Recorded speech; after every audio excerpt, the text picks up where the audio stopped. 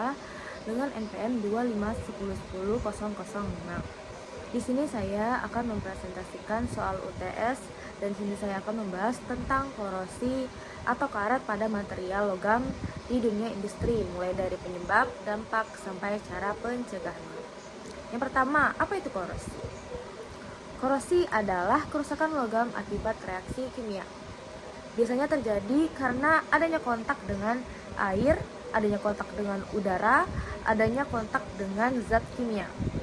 Di sini saya memberikan contoh yaitu besi yang sudah berkarat. Selanjutnya ada di penyebab korosinya. Apa sih penyebab terjadinya korosi? Penyebab terjadinya korosi ada pada faktor lingkungan, yaitu udara lembab, air laut, suhu yang tinggi. Ada pada faktor material, yaitu kualitas logam yang kurang baik, lapisan pelindungnya sudah rusak. Ada pada faktor penggunaan. Faktor penggunaan ini bisa karena jarang dirawat atau terkena bahan kimia secara terus-menerus. Korosi ini bisa terjadi cepat kalau lingkungannya lembab, terkena air laut, atau mesinnya kurang dirawat. Selanjutnya ada di jenis-jenis korosi. Jenis-jenis korosi yang sering terjadi yaitu korosi merata. Apa sih korosi merata?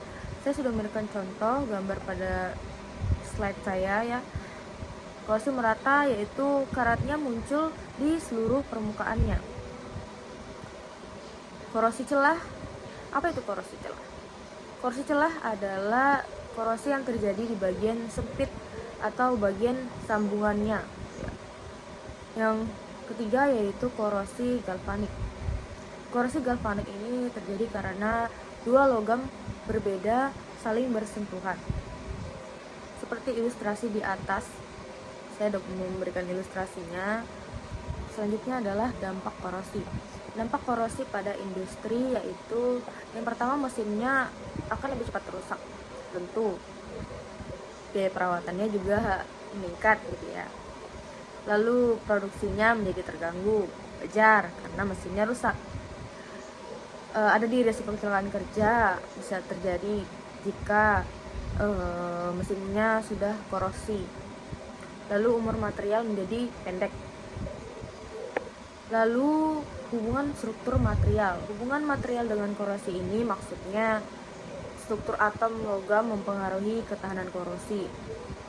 Baja karbon lebih mudah berkarat. Stainless steel lebih tahan korosi karena mengandung kromium. Oke, maksudnya dari struktur atom logam mempengaruhi ketahanan korosi seperti yang sudah saya berikan contoh. Ikatan logam. Struktur logam tersusun dari ion bermuatan positif dan ion bermuatan negatif atau elektron.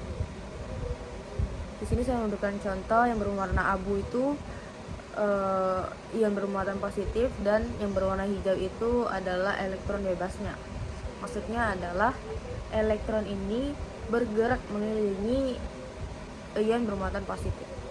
Dan sifat logam karena ikatan logam ini, material menjadi kuat, menjadi tidak mudah patah, dapat menghantarkan listrik, dapat menghantarkan panas. Selanjutnya adalah cara mencegah korosi. Cara pencegahan korosi ini dapat dilakukan dengan mengecat permukaan logamnya. Dengan mengecat permukaan logam ini akan bisa mencegah korosinya. Saya sudah memberikan contohnya juga di atas. Lalu mencegah korosi ini bisa dengan memberi pelumas atau menggunakan stainless steel, atau membersihkan mesin secara rutin, atau menggunakan pelapisan anti karat. Selanjutnya ada di kasus nyatanya. Apa sih contoh korosi di kehidupan nyata kita? Kita bisa melihat pada gambar di atas, yaitu ada kapal laut yang sudah berkarat ya teman-teman. Lalu ada di jembatan besi yang rusak. Lalu ada pipa industri yang bocor.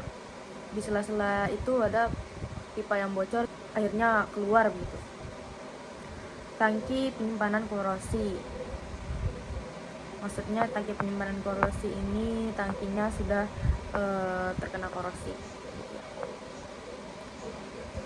Lalu kesimpulan saya adalah korosi adalah kerusakan logam yang terjadi akibat reaksi kimia. lingkungan sangat mempengaruhi korosi. Korosi menyebabkan kerugian industri. Pencegahan penting dilakukan secara rutin agar material yang digunakan tidak cepat korosi. Selanjutnya saya akan menjawab soal UTS per kelas, yaitu kegagalan material. Di sini ada sebuah kasus, yaitu sebuah perusahaan manufaktur menggunakan poros berbahan baja karbon untuk mesin produksi. Setelah beroperasi selama kurang lebih 6 bulan, poros tersebut tiba-tiba patah tanpa menunjukkan tanda deformasi plastis yang signifikan. Kegagalan ini menyebabkan berhentinya proses produksi dan kerugian perusahaan. Di sini ada pertanyaan, yaitu identifikasikan, jelaskan, uraikan, analisa, evaluasi, dan jelaskan solusi teknik untuk mencegah kegagalan serupa. Di sini saya akan menjawab. Yang pertama, jenis kegagalan yang terjadi. Jenis kegagalan terjadi kemungkinan besar adalah kegagalan lelah atau fatigue failure atau patah lelah. Hal ini ditandai dengan poros patah setelah digunakan dalam waktu tertentu kurang lebih 6 bulan. Tanpa deformasi plastis yang besar pada fatigue, material mengalami pembebanan berulang sehingga retak kecil muncul dan berkembang sampai akhirnya patah tiba-tiba. Yang kedua, ciri-ciri kegagalan berdasarkan sifat mekanik material. Ciri-ciri fatigue failure terjadi karena akibat beban yang berulang atau siklik. Retak dimulai dari titik konsentrasi tegangan, misalnya goresan atau sudut tajam.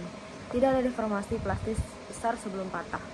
Permukaan pertahanan biasanya memiliki daerah perambanan retak halus, daerah patah akhir yang kasar. Material terlihat kuat tetapi gagal karena umur material yang lelah sudah tercapai. Hubungan struktur atom dengan kegagalan. Baja karbon memiliki struktur kristal ferrit dan perlit pada pembebanan berulang, yaitu dislokasi atom bergerak secara terus-menerus, terjadi penumpukan tegangan mikro pada batas butir, retak mikro mulai terbentuk. Retak berkembang sedikit demi sedikit hingga berukuran kritis sampai dan poros patah. Semakin banyak cacat mikro atau struktur tidak homogen, semakin mudah retak fatigue terjadi. Yang keempat, analisa kemungkinan penyebab kegagalannya. Yang pertama, dari sisi material, yaitu baja karbon memiliki ketahanan fatigue terbatas. Adanya cacat material seperti porositas atau inklusi. Heat treatment kurang tepat sehingga material terlalu keras atau rapuh. Dari sisi proses, permukaan poros kasar akibat machining. Desain memiliki sudut tajam, konsentrasi tegangan. Desain memiliki sudut tajam sampai dengan konsentrasi tegangan. Kesalahan pemasangan menyebabkan beban tidak merata. Dari sisi lingkungan, korosi mempercepat pembentukan retak. Getaran mesin tinggi, beban operasi lebih desain. Yang kelima, ada evaluasinya. Evaluasi ketepatan pemilihan material ini.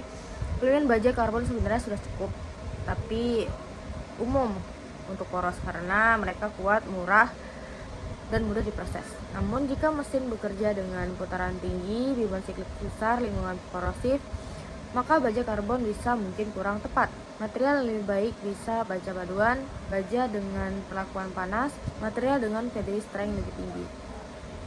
Selanjutnya ada di solusi teknik untuk mencegah kegagalan serupa, menggunakan material dengan ketahanan fatigue lebih tinggi, melakukan heat treatment yang tepat, memperluas permukaan poros, mengurangi konsentrasi tegangan dengan desain fillet atau radius, melakukan pelumasan dan pelindungan korosi, inspeksi rutin menggunakan NDT, yaitu non-distress testing, mengontrol beban dan getaran mesin. Ilustrasi sederhana fatigue yaitu bebannya berulang, retak mikro, retak membesar, dan patah mendadak. Sekian dari presentasi saya. Bila ada kesalahan, saya mohon maaf. Selebihnya, assalamualaikum warahmatullahi wabarakatuh.